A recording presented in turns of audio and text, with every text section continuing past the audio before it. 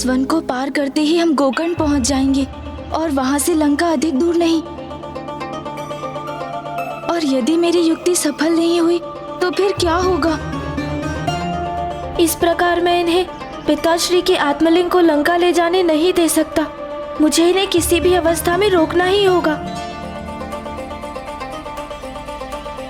क्या हुआ गौरी पुत्र, किस विचार में डूब गए आप? यही लंकेश कि हम गोकर्ण पहुंचने वाले हैं और मेरा उद्देश्य अभी तक पूर्ण नहीं हुआ। उद्देश्य? कैसा उद्देश्य गौरी पुत्र? ये क्या कह दिया मैंने? मेरा और क्या उद्देश्य हो सकता है लंकेश? मैं तो बस आपके मुख से महादेव के समस्त अवतारों की कथा सुनने के लिए लालायित हूँ। यही तो उद्देश्य है मेरा। उसकी चिंता आप क्यों करते हैं गौरी पुत्र? इस वन को पार करते करते मैं आपको प्रभु के शेष अवतारों की कथाएं भी सुना दूंगा। अवश्य, किंतु उसके पूर्व हमें प्रभु भिक्षुवर्य की स्तुति करनी चाहिए। ये गौरी पुत्र सदा मुझे संकट में डाल देते हैं। त्रयंबकं सदाशिवं नमामि हे उमापति जय अनंत नमोस्तुते। हो भोलेनाथ भक्तों के हो कष्ट से निवारते, ये सृष्टि सारी संकटों से शिव ही है उबारते। ओम नमः शिवाय, ओम नमः शिवाय, ओम नमः शिवाय, ओम नमः शिवाय, ओम नमः शिवाय, ओम नमः शिवाय। जब शत्रुओं ने राजा सत्यव्रत का वध कर दिया, तब प्राण बचा रानी ने एक पुत्र को जन्म दिया। उन्हें भी अपना आहार घड़ियाल ने बना लिया। अवतार भिक्षुवर्य का था शिव जी ने तभी लिया। ओम नमः शिवाय, ओम नमः शिवाय, ओम नमः शिवाय, ओम नमः शिवाय, ओम नमः शिवाय, ओम नमः शिवाय।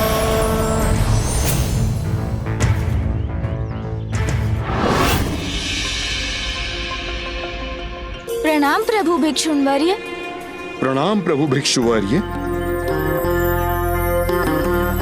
कल्याण हो।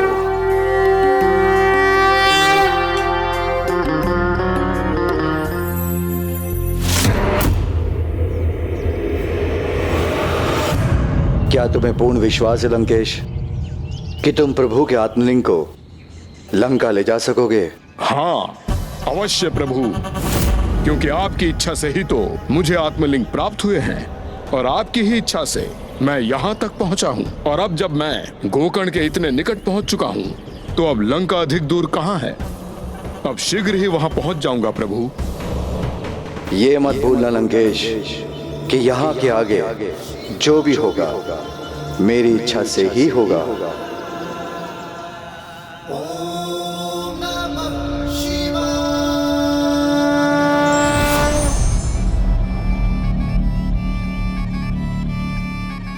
लंकेश, क्या आपके अनुसार प्रभु की ये इच्छा है कि उनके आत्मलिंग आपके साथ लंका पहुंच जाए? हाँ हाँ गौरी पुत्र, अवश्य है, क्यों ना होगी। यदि उनकी इच्छा ना होती तो ये आत्मलिंग मुझे कभी प्राप्त ना होते। वैसे ही जैसे आपको धर्मगुप्त की कथा से भी ज्ञात हुआ कि एक शिव भक्त में शिव गणों से भी अधिक शक्ति थी, वैसे ही प्रभु शिव की इच्छा से भी बड़ी है एक शिव भक्त की इच्छा। और ये तो मैं पूर्व में ही प्रमाणित कर चुका हूँ गौरी पुत्र कि मैं प्रभु शिव शंकर शंभु का महानतम भक्त हूँ। मेरी इच्छा ही अब प्रभु की भी इच्छा है। आपने कभी इसका विचार नहीं किया लंकेश कि आपके ये शब्द आपकी भक्ति नहीं, आपके अभिमान को प्रकट कर रहे हैं। और अभिमान जब अपने चरम पर पहुंचता है तो वो अहंकार में परिवर्तित हो जाता है। सर्वथा उचित कहा आपने, किंतु मेरा अभिमान तो कुछ नहीं। अभिमान तो आपके उन देवताओं को हो गया था जिन्होंने प्रभु शिव शंकर शंभु से दो बार सीख प्राप्त करने के उपरांत भी यह नहीं सीखा कि अभिमान अहंकार का आरंभ है। और अहंकार तो सदा सर्वनाशी होता है। इसलिए एक बार देवताओं को यही सीख देने के लिए महादेव को अपना अगला अवतार यक्ष अवतार लेना पड़ा।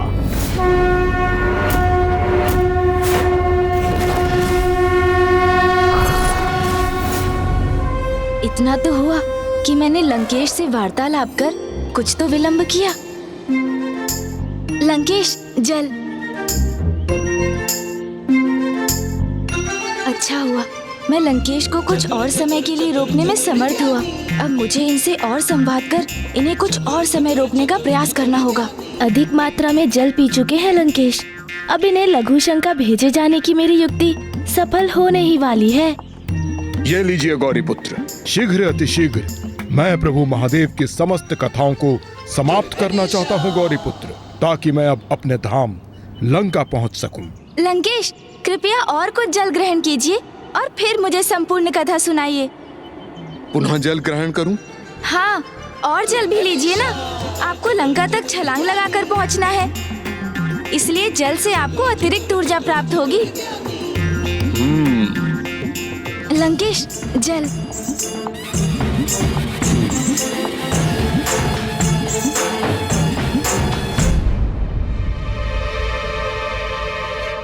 चतुर गणेशा। तो सुनिए गौरीपुत्र, एक बार अहंकारी देवता जिन्हें अमृत पान करने के उपरांत ये अहंकार हो गया था कि वो अपराजय हो गए हैं, वो ये भी भूल गए कि इस समस्त संसार में मेरे प्रभु शिव शंकर शंभू के अतिरिक्त अन्य कोई भी अपराजय नहीं। और इसी भ्रामक दंभ में आकर उन्हें तो ये विश्वास हो गया कि इस समस्त ब्रह्मांड पर उनका ही अधिकार है। और इसी भ्रम के प्रभाव में वो एक ऐसे उद्यान में जा पहुंचे जहां एक बहुत बड़ी चुनौती उनकी प्रतीक्षा कर रही थी।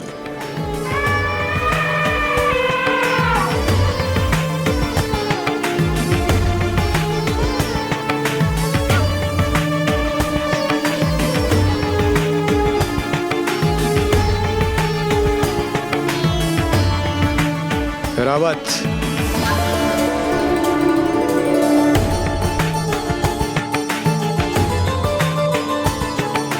अद्भुत। आहा, अति सुंदर। कितना सुंदर उद्यान है ये।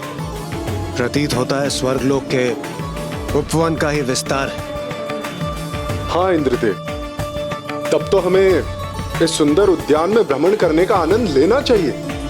क्योंकि जो भी स्वर्ग के समान सुंदर है वो हमारा ही तो है। इस सृष्टि में जो कुछ भी है उस पर हम अत्यंत शक्तिशाली देवताओं का ही वर्चस्व है। उचित कहा आपने देवराज। चलिए देवगण,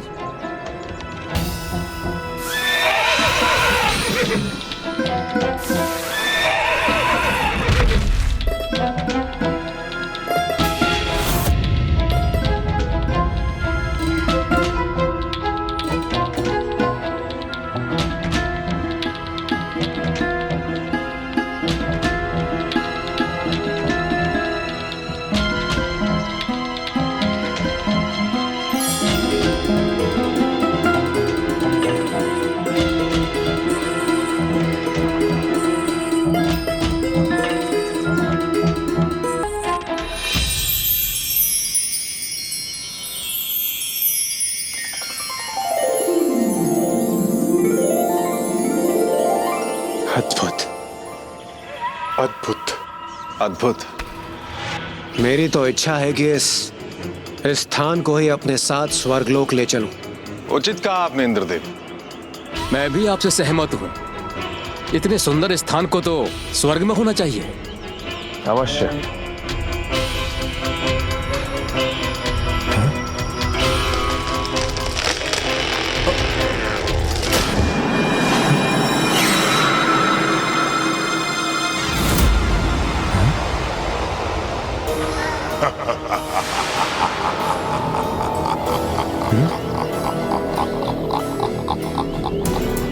किसका विचित्र स्वर है ये?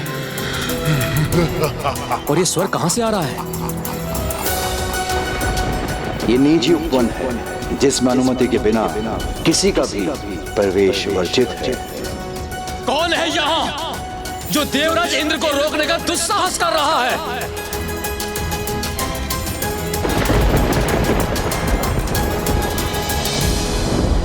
देवराज, ये कार्य आप मुझे करने दें।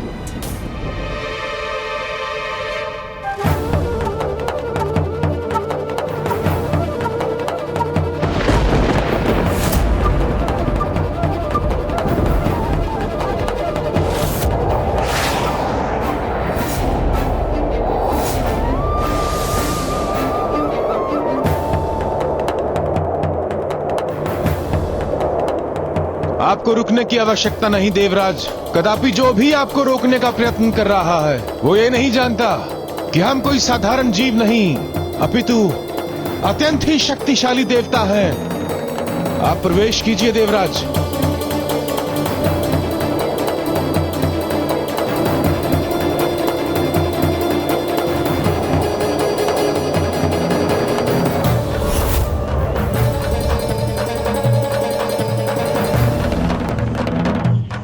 देवगण,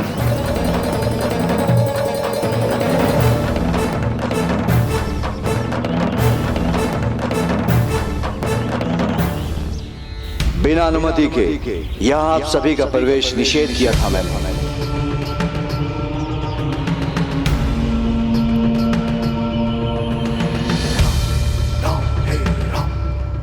यहाँ तो कोई भी नहीं है। तो ये स्वर कहां से आ रहा है?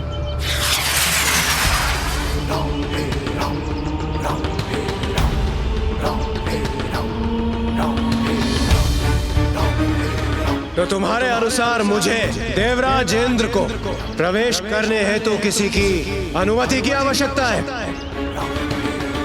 हमें रोकने का प्रयास कर मूर्खता मत करो। देवताओं का सभी स्थानों पर आह्वान किया जाता है, रोका नहीं जाता हमें। भूल तो तुमने की है। हम देवताओं का मार्ग रोककर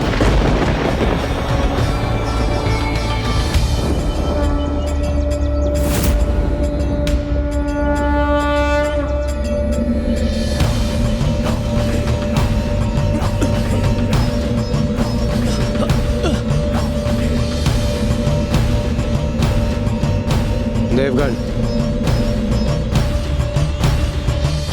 इस ओर।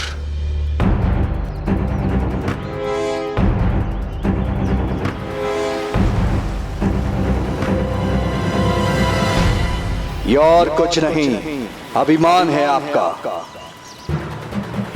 ग्रस्त तो तुम हो, वो भी एक भ्रामक अभिमान से, जो हम देवताओं के आगमन पर हमारा सत्कार करने के स्थान पर हमारी अवहेलना कर रहे हो।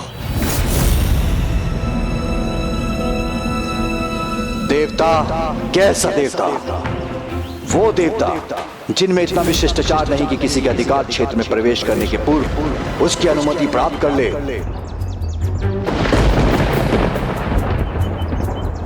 क्योंकि अनुमति प्राप्त कराने वाले अतिथि को अतिथि देव कहते हैं और बिना अनुमति आने वाले आंगुतक देवता नहीं, उस स्थान के स्वामी के अपराधी होते हैं।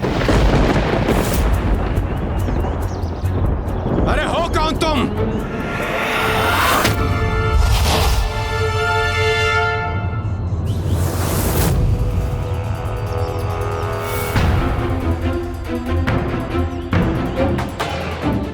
बंद करो ये छलावा। भयभीत नहीं है हम। यदि इतना ही साहस है और स्वयं को इतना ही शक्तिशाली समझते हो तो आओ, आओ हमारे सम्मुख आकर हम शक्तिशाली देवताओं का सामना करो। फिर तुम्हें ज्ञात हो जाएगा कौन कितने आदर के योग्य है। आओ, आओ, आओ।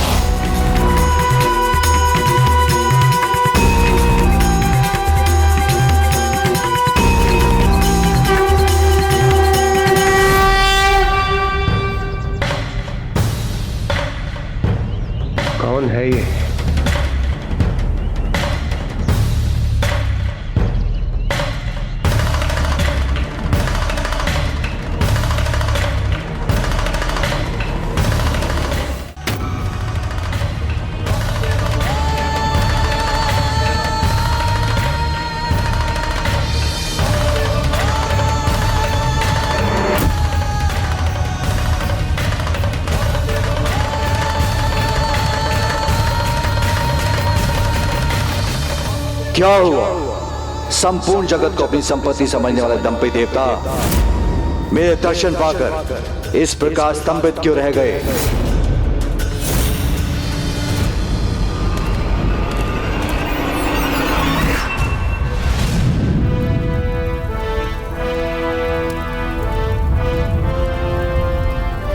हम देवताओं और देवराज इंद्र के अपमान में एक भी शब्द कहने का दुस्साहस भी मत करना।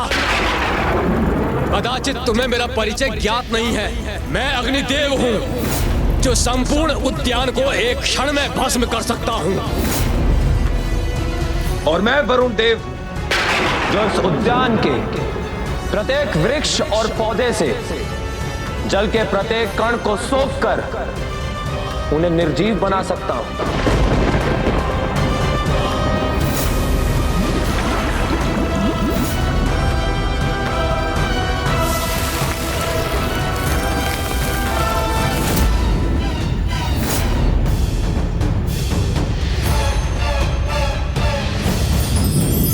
मैं सूर्यदेव मेरी ऊर्जा से रिक्त होकर इस उद्यान का कोई अस्तित्व ही नहीं है, और यदि मैं अपनी ऊर्जा में वृद्धि कर दूं, तो इस उद्यान को पलक झपकते ही नष्ट कर सकता हूं।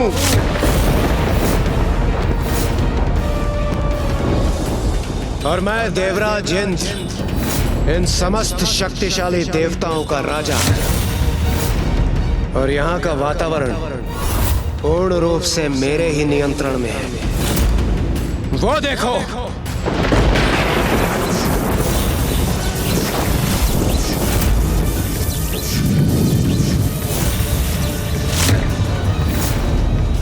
दया रही है मुझे आप सभी पर, क्योंकि आप जो कर रहे हैं वो मात्र अहंकार के अतिरिक्त और कुछ भी नहीं। दया तो मुझे तुम पर आ रही, जो हमारी अपार शक्तियों को तुम हमारा अभिमान घोषित कर रहे हो।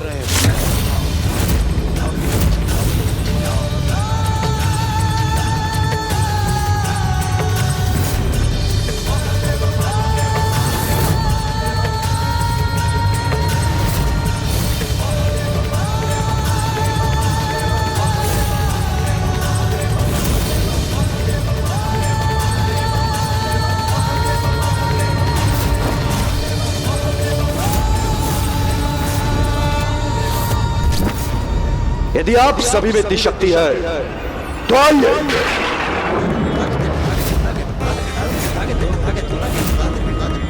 मेरे हाथों से जल की एक बूंद भी छलका के दिखा दीजिए।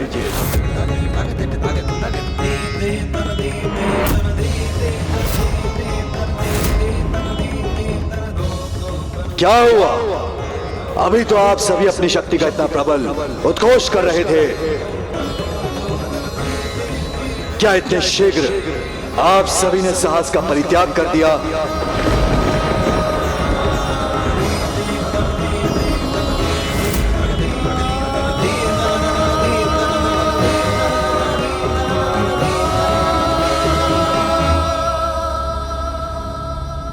इसके लिए साहस की क्या आवश्यकता है? इसके लिए तो मेरा बायां हाथ ही पर्याप्त है।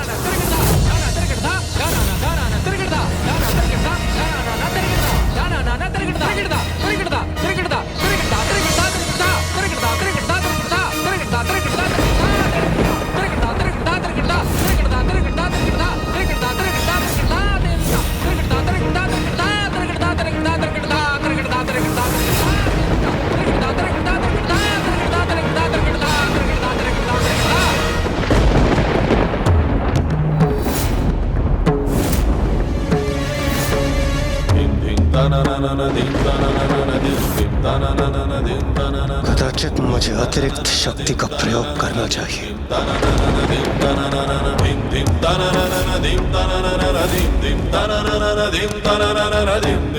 मैं इस चुनौती को पूर्ण क्यों नहीं कर पा रहा हूं? वरुण देव, हमें इंद्रदेव की सहायता करनी चाहिए। चलिए।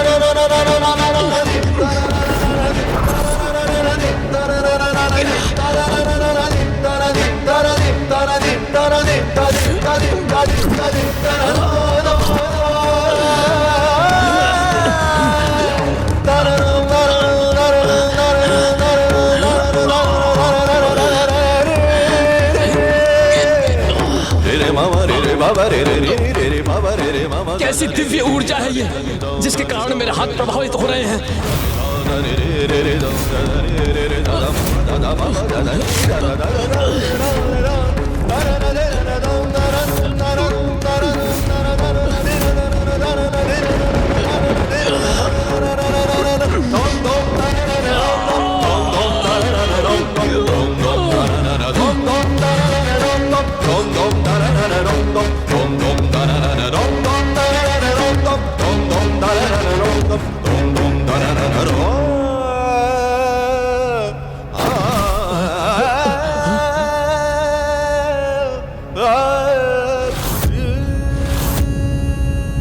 अवश्य हमसे इन्हें पहचानने में भूल हुई है। ऐसी दिव्य ऊर्जा का संचार तो केवल प्रभु महादेव ही कर सकते हैं।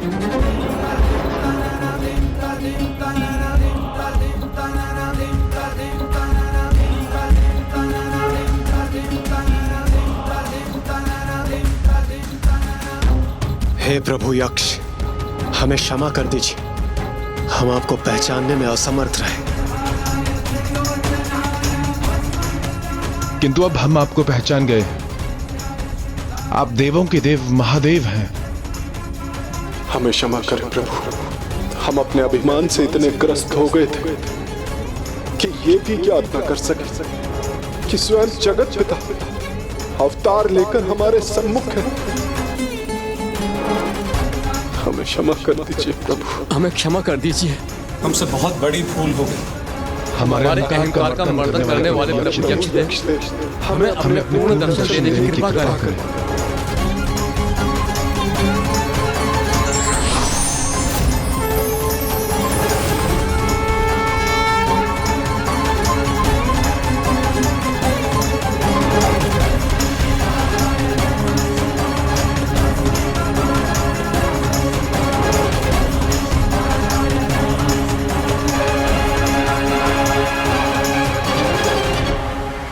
देवता हो या कोई साधारण मनुष्य, अहंकार को स्वयं पर हावी होने की अनुमति कदापि नहीं देनी चाहिए, क्योंकि अहंकार अन्य कुछ नहीं, मात्र एक अभिशाप है।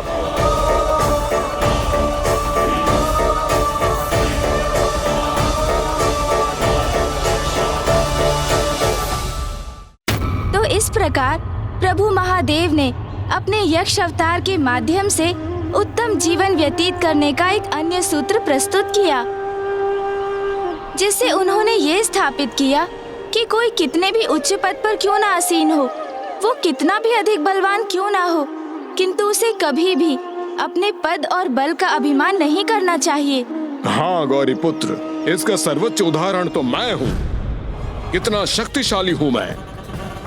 अपने कठोर तप से मैंने प्रभु महादेव के आत्मलिंग को भी प्राप्त किया है, किंतु फिर भी मुझ में अभिमान का लेश मात्र भी नहीं है। तब तो आपको मेरे साथ प्रभु के यक्ष अवतार की स्तुति करने में कोई आपत्ति नहीं होगी लंकेश। नहीं गौरी पुत्र, मुझे इसमें कोई आपत्ति नहीं।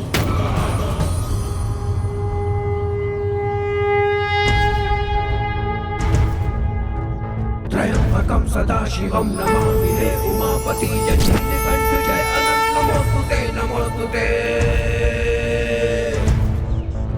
हो भोलेनाथ भक्तों के हो कष्ट से निवारते, ये सृष्टि सारी संकटों से शिव ही है उबारते। ओम नमः शिवाय, ओम नमः शिवाय, ओम नमः शिवाय, ओम नमः शिवाय, ओम नमः शिवाय, ओम नमः शिवाय। आकाशवाणी तब हुई, यह शिव के ही अवतार है, जो यक्ष रूप लेके अभिमानी को संहारते। निश्चित ही हार होती है अभिमान जिसने भी किया, संदेश यक्ष रूप में संसार को यही दिया। ओम नमः शिवाय, ओम नमः शिवाय, ओम नमः शिवाय, ओम नमः शिवाय, ओम नमः शिवाय, ओम नमः शिवाय। प्रणाम प्रभु। प्रणाम प्रभु। कल्याण हो।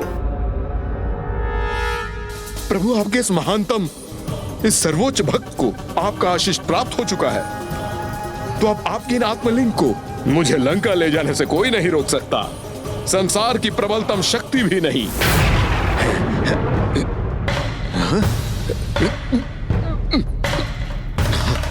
ये क्या हो रहा है मुझे और मेरे हाथ को?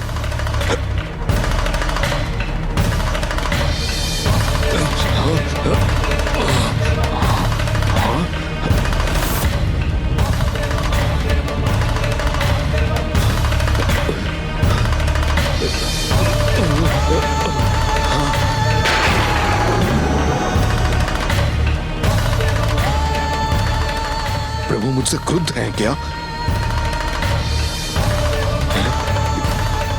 प्रभु के कोप से ये कैसी दुविधा उत्पन्न हो गई? गौरीपुत्र, सहायता कीजिए मेरी। इस विकट परिस्थिति को कैसे सुलझाऊं मैं?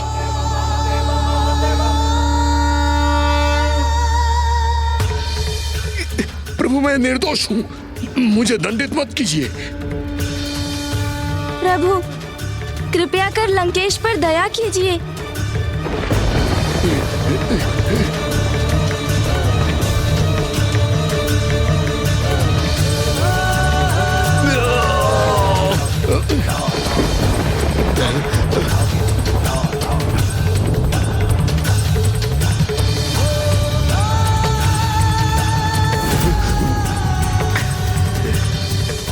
लंकेश रावण, संसार में जो भी होता है प्रभु इच्छा से ही होता है, इसलिए सदा स्मरण रखना।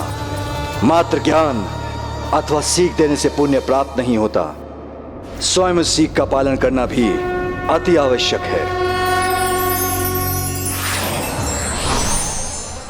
ये लीजिए लंकेश, जल ग्रहण कीजिए। हाँ, धन्यवाद गौरीपुत्र।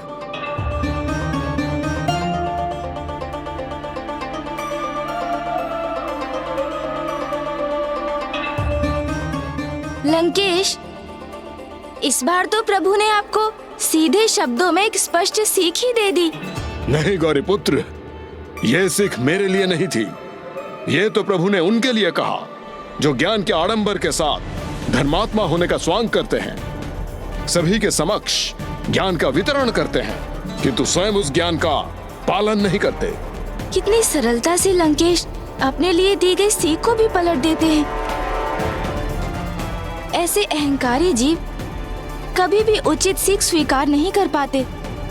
किंतु गौरीपुत्र, जो भी है, अब मुझे तनिक भी विलंब नहीं करना चाहिए। गोकर्ण हमारे समक्ष है और मेरा लक्ष्य अब अधिक दूर नहीं। अभी तक इतना जल ग्रहण करने के उपरांत भी इन्हें लघु शंका का आभास हो क्यों नहीं रहा?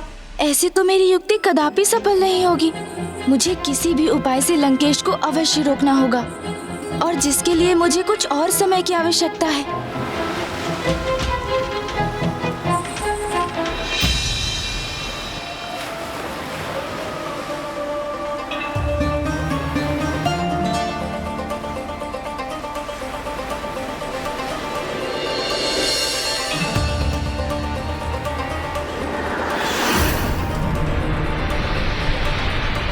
अब एक ही उछाल में मैं यहां से भूमि के उस सिरे पर पहुंच सकता हूं, जहां से एक और उछाल मुझे सीधा लंका पहुंचा देगी। यहां से सीधा लंका पहुंच सकता हूं। जय शिव शंकर शंभू।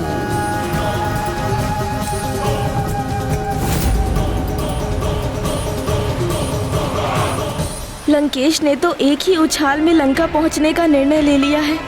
कैसे रोकूं मैं इन्हें?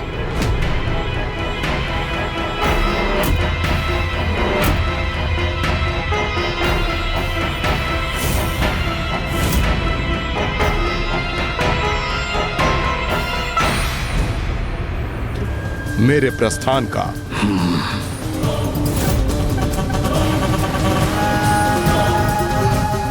अब तो लंकेश ने एक ही उछाल में लंका पहुंचने का निर्णय ले लिया है, तो फिर मैं कैसे रोकूं इन्हें?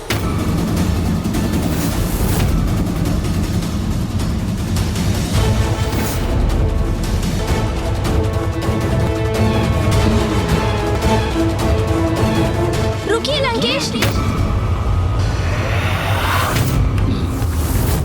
गौरी पुत्र, ये क्या किया आपने? मुझे इस प्रकार रोक क्यों दिया आपने? आप ऐसे कैसे जा सकते हैं? अभी प्रभु महादेव के समस्त 19 अवतारों की कथा कहाँ संपूर्ण हुई है? प्रभु शिव शंकर शंभू के जितने अवतारों की कथा मुझे ज्ञात थी, मैं आपको सुना चुका हूँ, क्योंकि शेष 3 अवतार तो भविष्य में अवतरित होंगे। उचित है, किंतु आपने तो मुझे अभी तक प्रभु महादेव के 19 अवतारों में से उनके 15 अवतारों की ही कथा सुनाई है, और उनके 3 अवतार तो भविष्य में होंगे। अर्थात अभी भी प्रभु के एक अवतार की कथा तो शेष है। प्रभु के 4 उग्र अवतार, प्रभु वीरभद्र,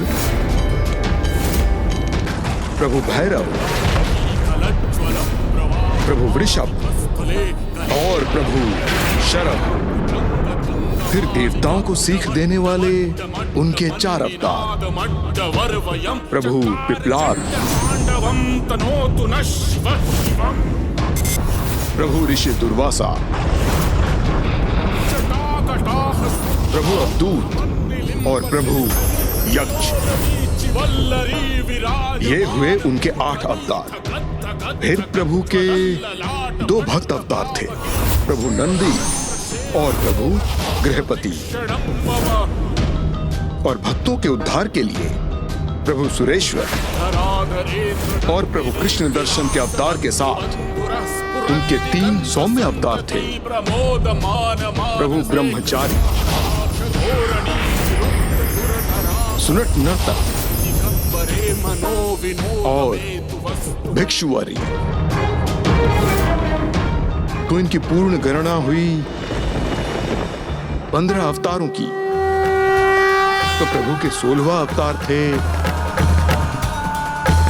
हाँ, प्रभु यतीनाथ। उनकी कथा अब शेष है।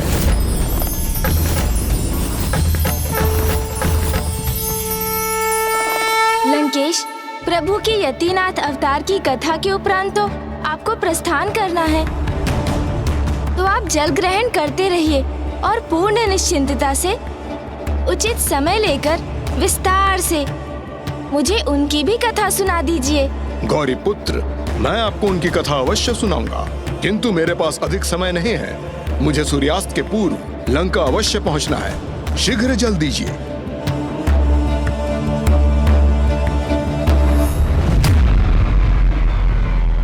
प्रभु के अगले अवतार प्रभु यतीनाथ का संबंध आतिथ्य धर्म के महत्व को समझाने के लिए था। लंकेश, और जल ग्रहण कीजिए ना, करते जाइए।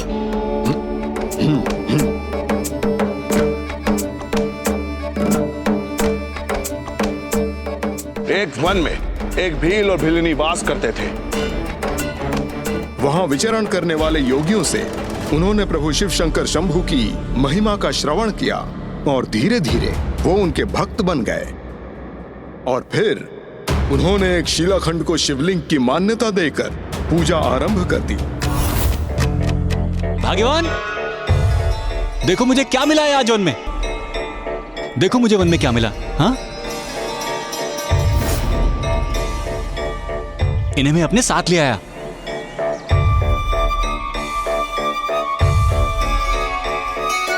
हाँ, ये तो वही बाबा जी के प्रतीक के समान है जिसका गुणगान हमारे अतिथिगण करते थे।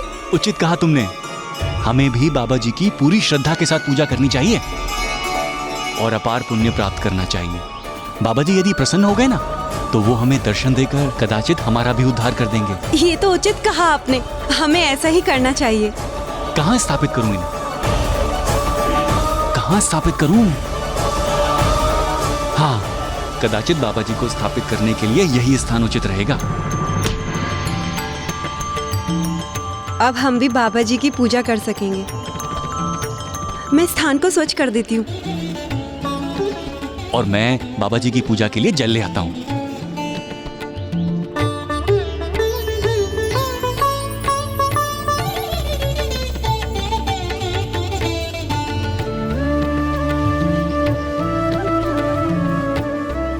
अब उचित है, अब मैं पुष्प ले आती हूँ।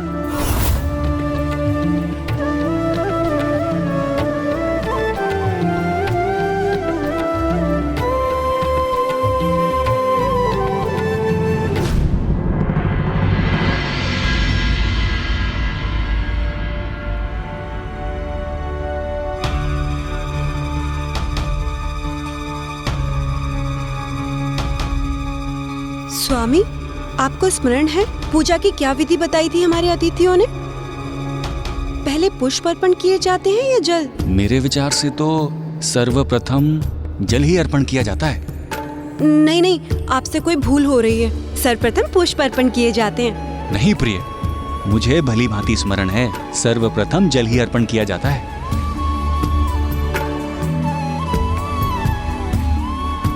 देखिए, भूल हम दोनों से ही हो रही है। वास्तव में सर्वप्रथम हमको बाबा जी के प्रतीक को स्वच्छ करना चाहिए, है कि नहीं? हाँ, उचित स्मरण कराया तुमने। स्वच्छता तो अति आवश्यक है।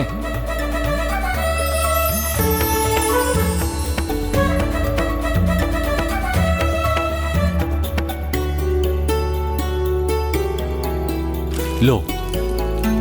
स्वामी, ऐसे नहीं, हमें दीजिए। बाबा जी की जय। बाबा जी की जय। बाबा जी की जय। बाबा जी की जय। बाबा जी की जय। बाबा जी की जय। अरे रुको रुको।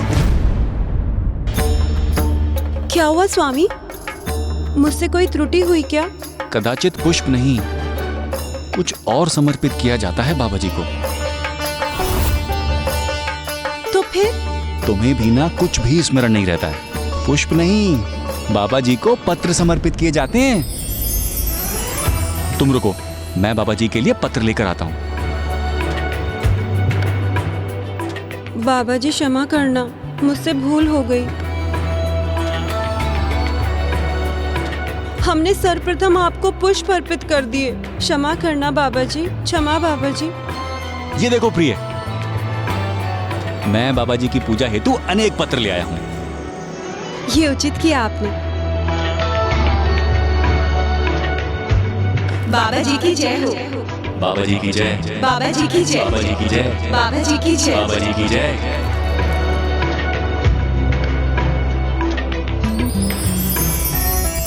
बाबा जी, हम प्रतिदिन इसी प्रकार आपकी पूजा प्रार्थना करेंगे। बाबा जी, जब आप हमसे प्रसन्न हो तो हमें दर्शन दीजिएगा।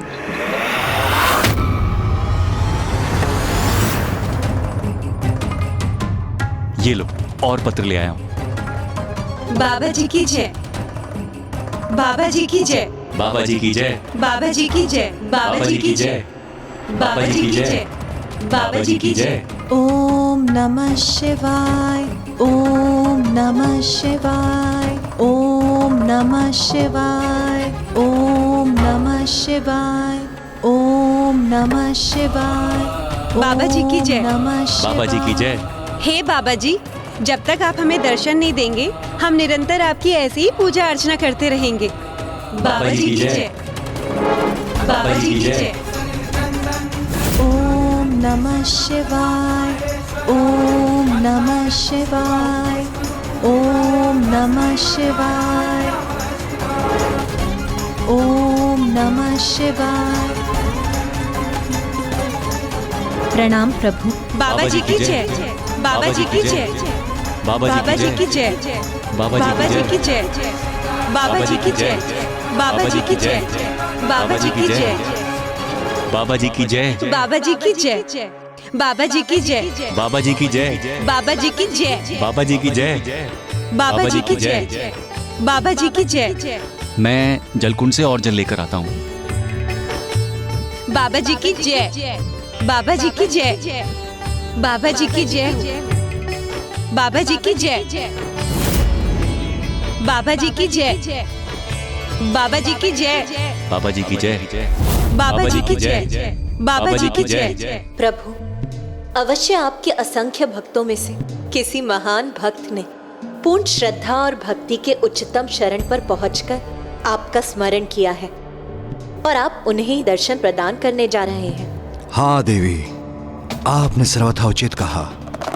मैं अपने अत्यंत प्रिय विशेष भक्तों को दर्शन देने जा रहा हूँ। वो सिद्ध पुरुष, वो महात्मा कौन है प्रभु?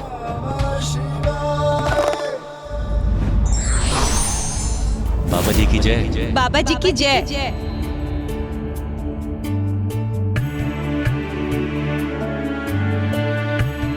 मैं पुनः यही पत्र बाबा जी को अर्पित कर देती हूँ।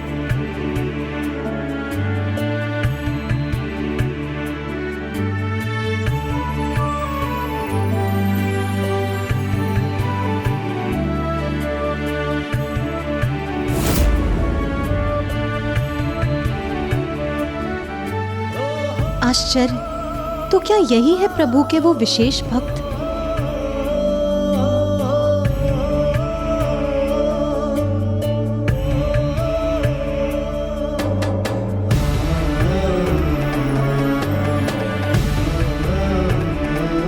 बाबा जी की जय।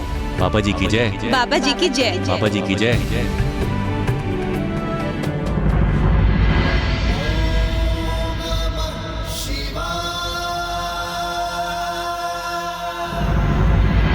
इनके इस प्रबल जाप का आभास तो मुझे भी हो रहा है। बाबा जी की जय। बाबा जी की जय। बाबा जी की जय। बाबा जी की जय। बाबा जी की जय। बाबा जी की जय। बाबा जी की जय। बाबा जी की जय।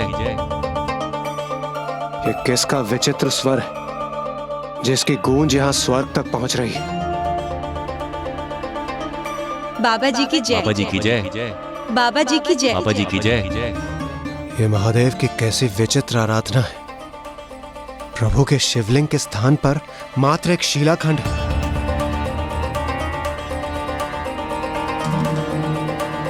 प्रभु पर न्यौछावर करने के लिए बेलपत्र भी नहीं, और जिस प्रकार उनका जल अभिषेक किया जा रहा है वो भी उचित नहीं है।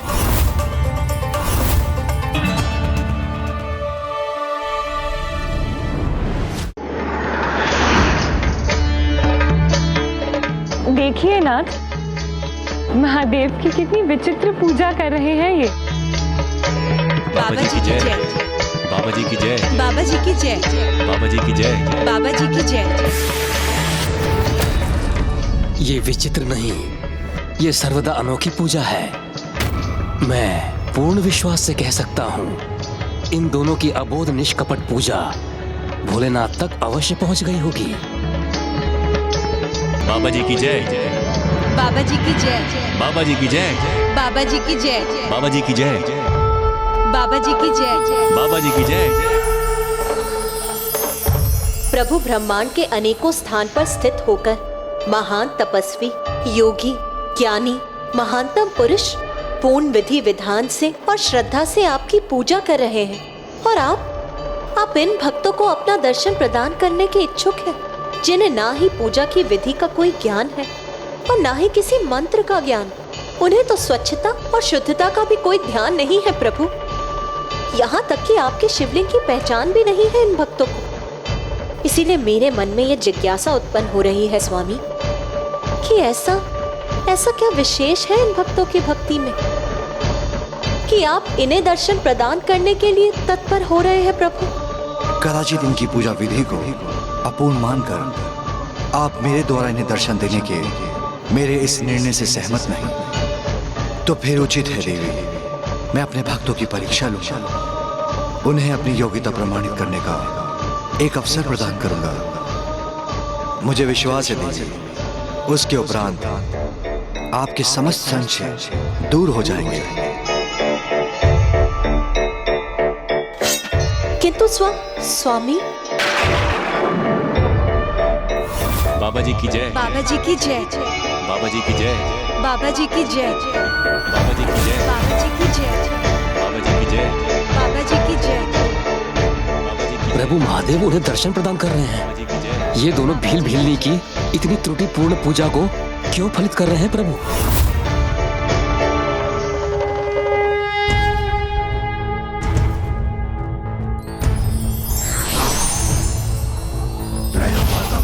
शिवम नमामि उमापति जय नीलकंठ जय अनंत नमोस्तुते नमोस्तुते। हो भोलेनाथ भक्त के हो कष्ट से निवारते, ये सृष्टि सारी संकटों से शिव ही है उबारते। बाबा जी की जय। बाबा जी की जय। बाबा जी की जय। बाबा जी की जय। बाबा जी की जय। बाबा जी की जय। बाबा जी की जय। बाबा जी की जय। बाबा जी की जय। बाबा जी की जय। बाबा जी की जय। बाबा जी की जय। बाबा जी की जय। बाबा जी की जय। बाबा जी की जय। बाबा जी की अलख निरंजन। बाबा जी की जय। अलख निरंजन। बाबा जी की जय। बाबा जी की जय। बाबा जी की जय। अलख निरंजन।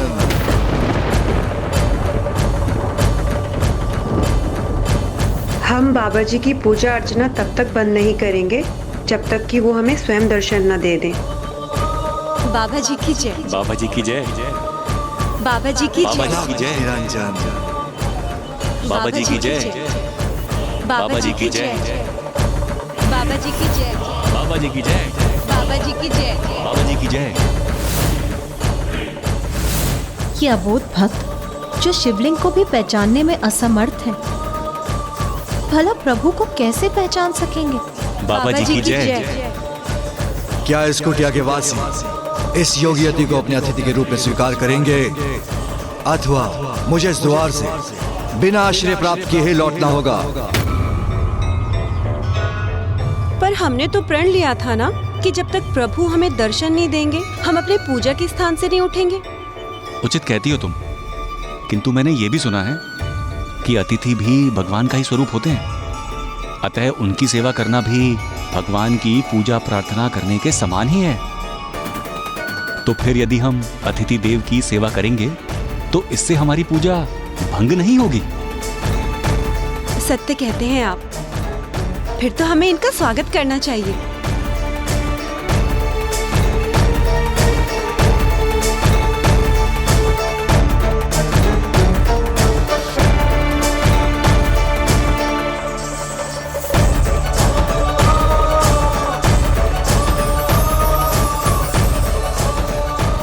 कितनी दिव्य ऊर्जा है इन योगी तपस्वी की।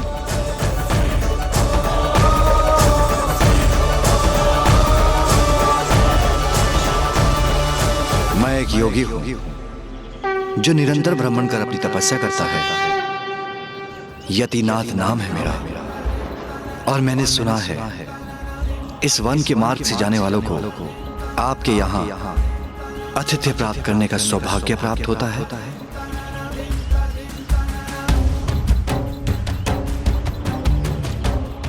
सर्वथा उचित सुना है आपने। हमारी कुटिया के द्वार तो सभी सिद्ध पुरुषों के लिए सदैव खुले रहते हैं। और हमें ये भी ज्ञात है कि अतिथि की सेवा करना स्वयं भगवान की पूजा अर्चना के समान है। इसलिए आप कृपा करके भीतर पधारें और हमें इसका अवसर प्रदान करें। ये हमारा परम सौभाग्य होगा कि आप हमारी कुटिया में प्रवेश कर हमारी कुटिया को पवित्र करने की कृपा करें।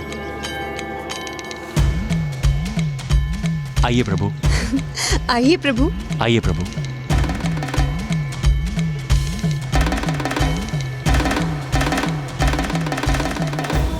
ये हमारे प्रभु स्वरूप हैं। हमें इनका नाम तो नहीं ज्ञात है, हम इन्हें बाबा जी कहकर पुकारते हैं। कदाचित ये हमारे बाबा जी की कृपा ही है जो आज हमें आपका आतिथ्य करने का सौभाग्य प्राप्त हुआ है।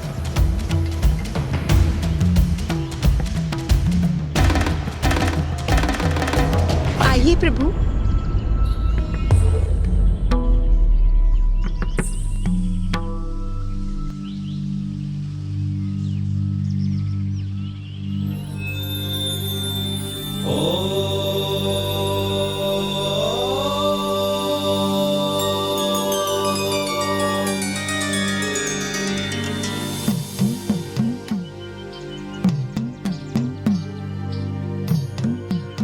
आइए प्रभु, आसन ग्रहण कीजिए। ओम नमः शिवाय। ओम नमः शिवाय। आशा है आपको इस आसन पर कोई असुविधा नहीं हो रही होगी और आप अपने भ्रमण से थक गए होंगे। आपको भूख भी अवश्य लगी होगी। हम आपके भोजन का प्रबंध करते हैं। मेरी पत्नी अत्यंत स्वादिष्ट भोजन बनाती है। उसके हाथ का बना भोजन करके आप आनंद अनुभव करेंगे। तुम भोजन की तैयारी करो, मैं तत्काल वन जाकर भोजन हेतु कुछ आखेट कर लाता हूं।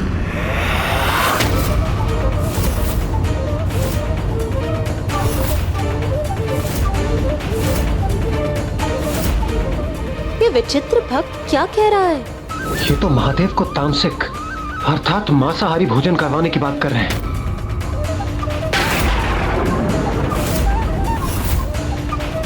हम आपके भोजन का प्रबंध करते हैं। तुम भोजन की तैयारी करो, मैं तत्काल वन जाकर भोजन हेतु कुछ आखेट कर लाता हूं। किंतु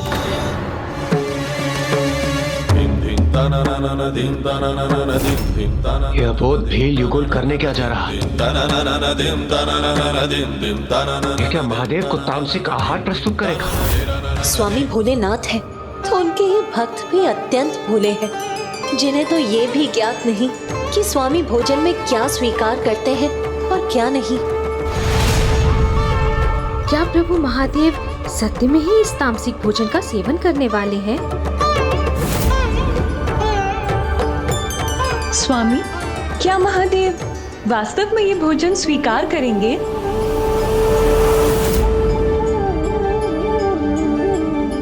अच्छा हुआ आप उचित समय पे आखेट करके आ गए, अन्यथा अतिथि देव के लिए भोजन बनाने में विलंब हो जाता। किंतु भोजन है तो स्वादिष्ट ना? मैंने तो इसे ऐसे ही पकाया जैसे सदैव पकाती हूँ। किंतु इस समय अधिक ध्यान रखना होगा। ये बड़े ही महान योगी प्रतीत होते हैं, हम इन्हें स्वादहीन भोजन कैसे परोस सकते हैं? अच्छा, तो पहले मैं स्वयं ही चख लेती हूँ।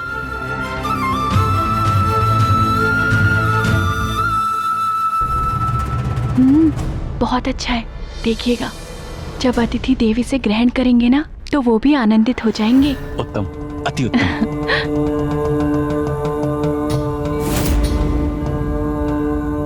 प्रभु महादेव को अशुद्ध भोजन प्रस्तुत कर रहे हैं ये दोनों।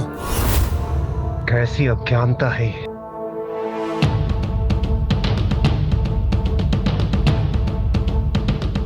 लीजिए प्रभु, भोजन ग्रहण कीजिए। लीजिए प्रभु, ग्रहण कीजिए भोजन। तुम भोजन की तैयारी करो, मैं तत्काल वन जाकर भोजन हेतु कुछ आखेट कर लाता हूं।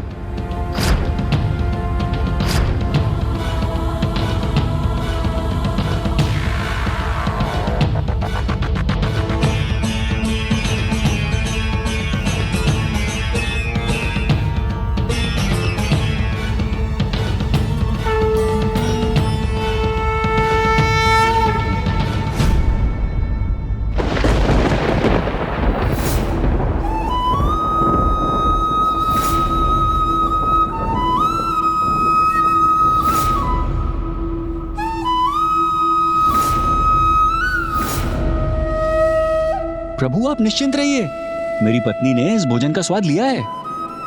ये उचित प्रकार से बनाया गया है, स्वादिष्ट है।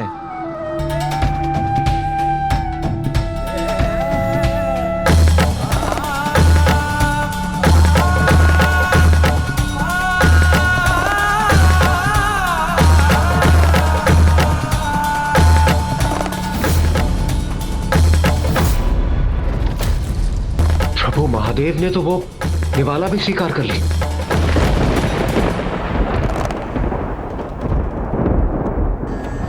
कोई भक्त निश्चल भक्ति भाव और सरल प्रेम से अपने प्रभु को जो भी परोसेंगे, प्रभु कभी उसे अस्वीकार नहीं कर सकते।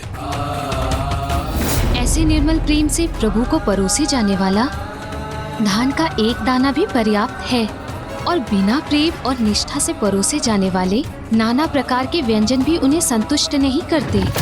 ऐसे हैं मेरे स्वामी, मेरे भोलेनाथ, जिनके समक्ष यदि मैं अत्यंत स्वादिष्ट पकवान भी प्रस्तुत कर दूं, तो भी वो फलाहार करने में ही रुचि रखते हैं।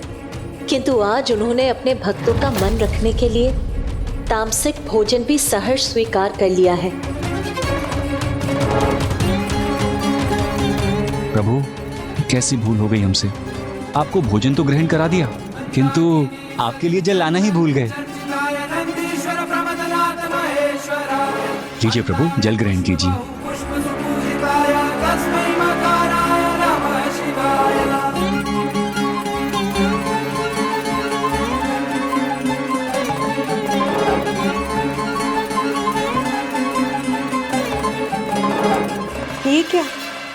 जल क्यों दे दिया? अभी तो हमने इन्हें मिष्ठान ही परोसा नहीं है। प्रभु हमें दीजिए, हम शीघ्र मिष्ठान लेके आते हैं।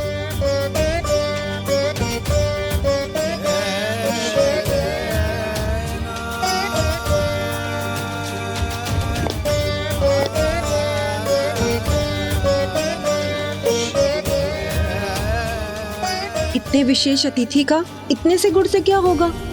मैं इसमें कुछ और मात्रा जोड़ देती हूँ।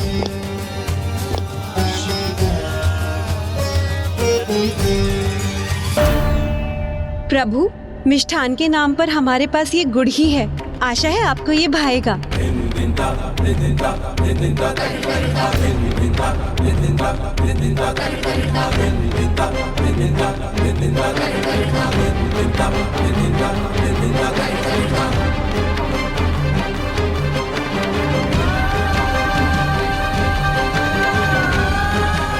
लीजिए प्रभु, ग्रहण कीजिए।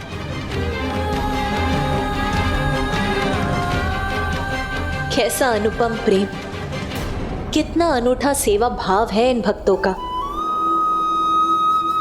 और कितना सरल विश्वास है इनका कि ये जितने मिष्ठान अपने अतिथि को प्रस्तुत करेंगे, उनके अतिथि का उतना ही अधिक सत्कार होगा।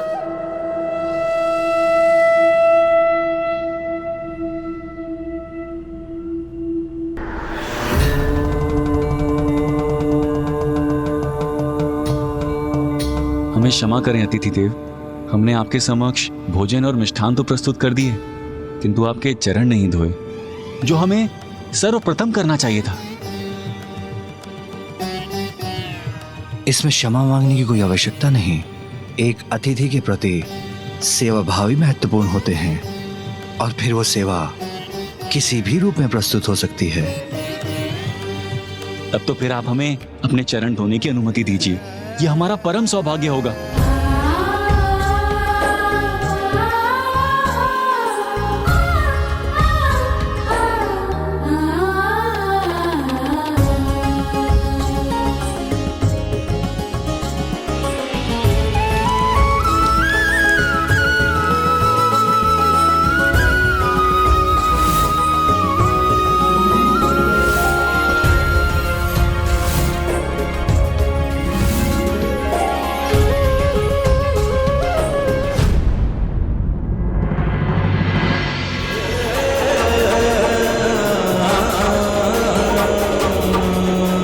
ये क्या किया आपने? जिस जल से मेरे चरणों को धोया, उसी का पान कर लिया। प्रभु, हमने तो सिद्ध पुरुषों से यही सुना है कि अतिथि स्वयं भगवान के रूप होते हैं, और उनके चरणों का जल चरणामृत।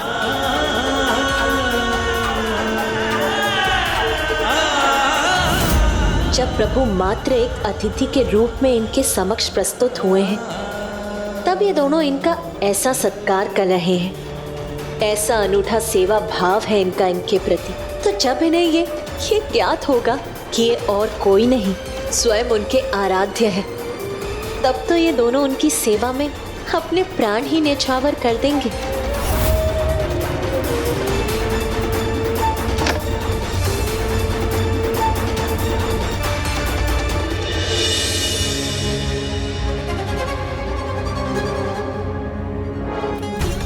प्रभु आइए, अब आप विश्राम कर लीजिए और मैं आपके चरण दबा देता हूँ।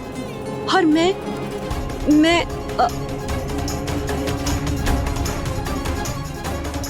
आपके लिए पंखा झलूंगी।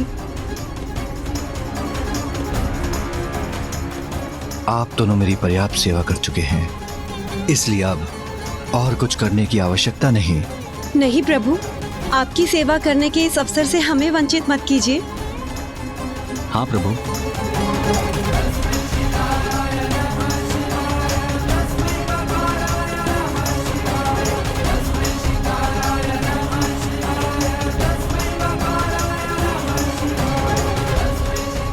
शीघ्र करो, पंखा चलाओ, पंखा चलाओ।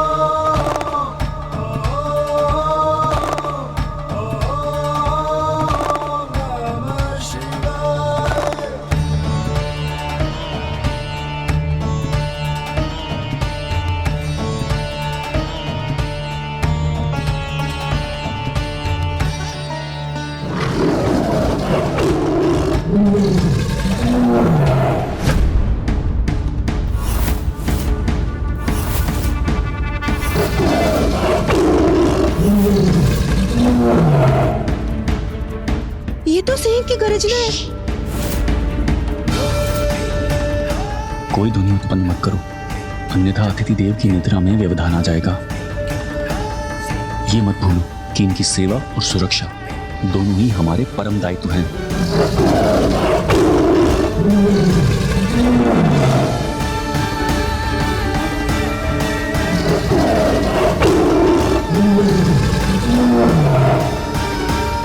अब चाहे जो भी कुछ हो जाए, तुम तनिक भी स्वर उत्पन्न मत करना। अतिथि देव की निद्रा भंग नहीं होनी चाहिए। मैं जाकर उस सिंह को रोकता हूं।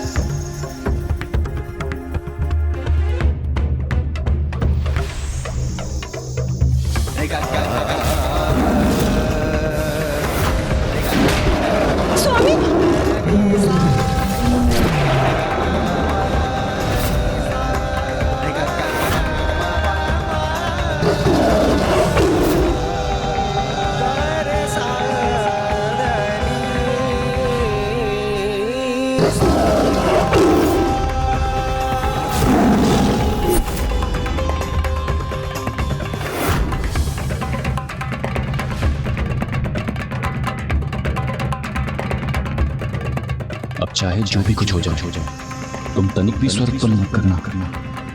अतिथि देव की निद्रा भंग नहीं होनी चाहिए।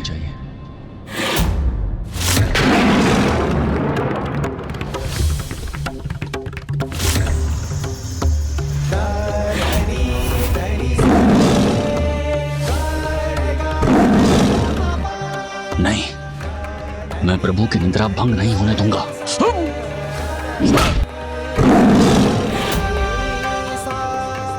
कितना अद्भुत त्याग है इन दोनों महान भक्तों का। ये तो अतिथि सत्कार की पराकाष्ठा है। कितनी विशेष है इनकी भक्ति। यही कारण है कि प्रभु इन्हें अपने दर्शन देने के लिए तत्पर है।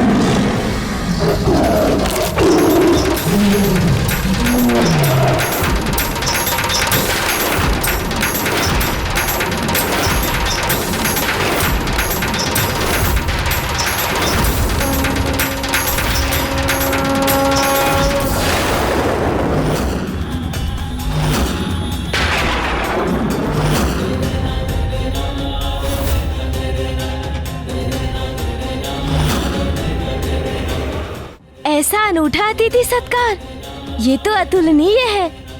उन दोनों ने ये प्रमाणित कर दिया कि वो प्रभु के दर्शन पाने के योग्य है।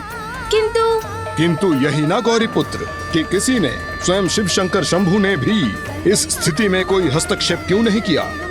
प्रभु की लीला इतनी शीघ्र कहाँ समझने में आती है? अभी तो और बहुत कुछ होना शेष था।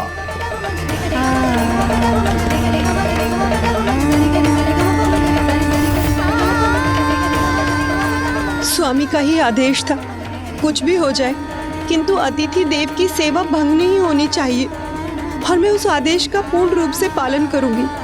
अतिथि देव की निद्रा में कोई बाधा नहीं आने दूंगी।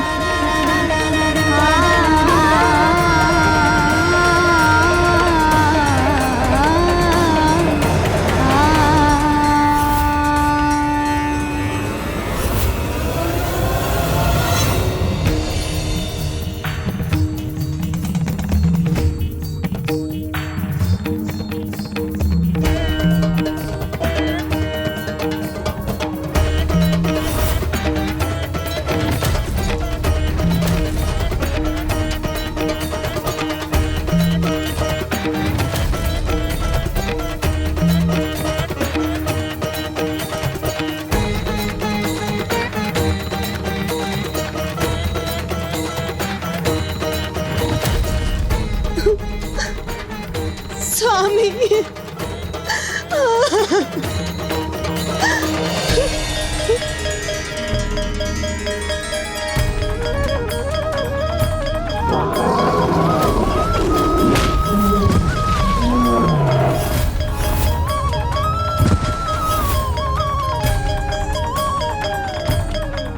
देवी, रात्रि को इतना कुछ घटित हो गया और आपने मुझे मेरी निंद्रा से जागृत नहीं किया।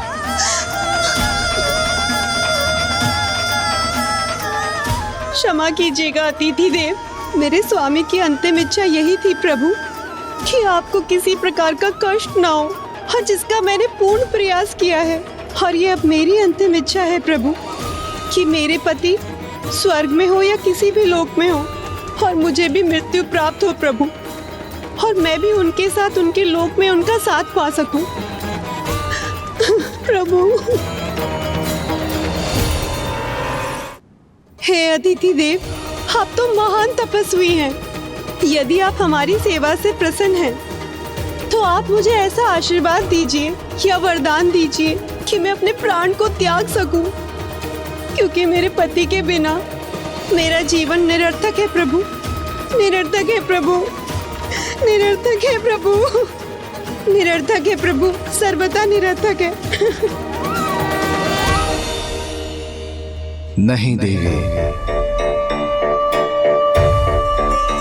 आपको अपने पति के बिना कदापि नहीं रहना होगा।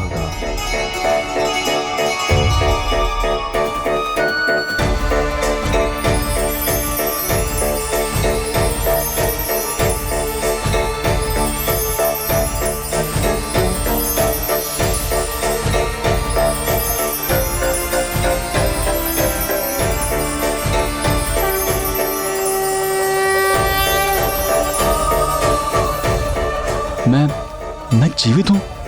मुझे तो ऐसा स्मरण है जैसे सिंह ने मुझ पर आघात किया था। स्वामी, स्वामी, स्वामी, आप ठीक हैं, आप जीवित हैं स्वामी।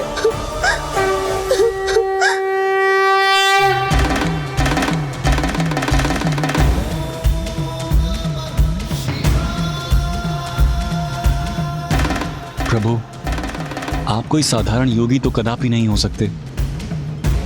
हे अतिथि देव, आप कोई सिद्ध पुरुष या कोई देवता हैं जिन्होंने हमें दर्शन देकर हमारे ऊपर बहुत बड़ा उपकार किया है।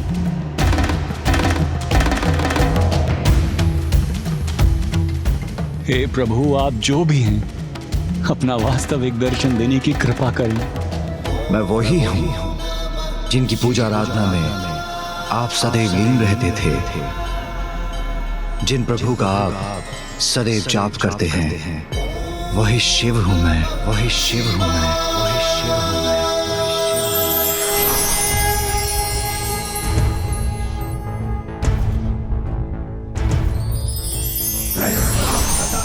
हमारे बाबा जी, प्रभु शिव, हे प्रभु, हे परमेश्वर, हमारा प्रणाम स्वीकार कीजिए। भोलेनाथ भक्तों के हो कष्ट से निवारते, ये सृष्टि सारी संकटों से शिव ही है उबारते। इस सब आपकी परीक्षा का ही भाग था, और आपने अपनी इस परीक्षा में अपनी भक्ति ही प्रमाणित नहीं की, अपितु संसार के समक्ष एक अत्यंत उत्तम उदाहरण प्रस्तुत किया कि अतिथि देवो भव, अर्थात अतिथि भगवान के समान होते हैं। और आप दोनों ने जिस प्रकार मेरी सेवा की है, उसके फल स्वरूप मैं आपको वरदान देता हूँ। आप अपने भावी जन्म में संसार के प्रतापी राजा नल और अत्यंत सौंदर्य संपन्न देवी दमयंती के रूप में जन्म लेंगी, और मैं स्वयं दिव्य हंस का रूप लेकर आप दोनों का मिलन कराऊंगा।